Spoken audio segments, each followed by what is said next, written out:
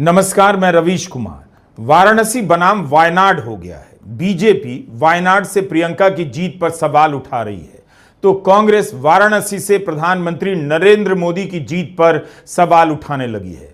15 अगस्त को प्रधानमंत्री नरेंद्र मोदी लाल किले की प्राचीर से ऑपरेशन सिंदूर को लेकर गरज रहे होंगे, लेकिन 14 अगस्त उन पर चोरी से लोकसभा का चुनाव जीतने का आरोप लगा रहा है। क्या यह अच्छा नहीं होता कि प्रधानमंत्री मोदी खुद चुनाव आयोग को पत्र लिख देते कि 15 अगस्त को लाल किले से मैं भारत के शहीदों को याद कर रहा हूं, इसलिए अच्छा नहीं होगा कि मुझ पर वोट चोरी का आरोप लगे। आप वाराणसी सहित पूरे देश के वोटर लिस्ट की इलेक्ट्रॉनिक कॉपी सार्वजनिक कर दीजिए या राजनीतिक दलों को दे दीजिए। लगता है अनुराग ठाकुर ने वायनाड, रायबरेली और डायमंड हार्बर के बारे में प्रेस कॉन्फ्रेंस कर बीजेपी को फंसा दिया है। आज पवन खेड़ा ने वायनाड को लेकर अनुराग ठाकुर के दावों को चुनौती दी और कहा कि वाराणसी के वोटर लिस्ट की इलेक्ट्रॉनिक कॉपी दी जाए, सच पता चल जाएगा।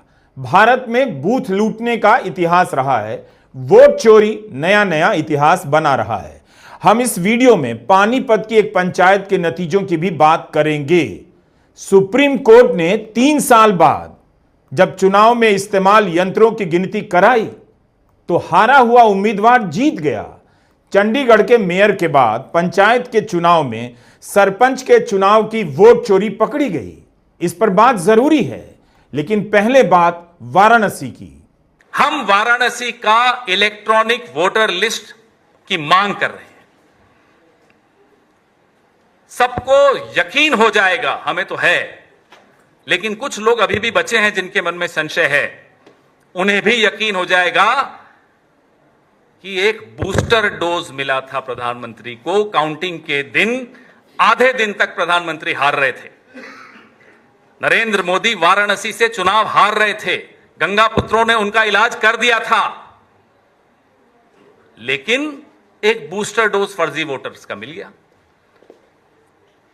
150 मिनट तक काउंटिंग का कुछ भरोसा नहीं मालूम पड़ रहा था, कहीं सब कोई आंकड़े नहीं आ रहे थे। अचानक वापस से आंकड़े शुरू हुए और प्रधानमंत्री जीत की ओर अग्रसर हो गए। 1 लाख वोटों से जीते। अगर ये आंकड़े हमारे पास आ जाते हैं, इलेक्ट्रॉनिक वोटर लिस्ट हमारे पास आ जाती है वाराणसी की, यह साबित हो जाएगा कि प्रधानमंत्री भी गद्दी को चुरा कर बैठे हैं। चोरी की कुर्सी है। वोट चुराया, चुनाव चुराया, कुर्सी चुराई। ये 3 चोरियां इस प्रधानमंत्री ने की हैं और कल ये अनुराग ठाकुर ने खुद साबित कर दिया। अब देखते हैं बीजेपी जवाब क्या देती है। क्या वायनाड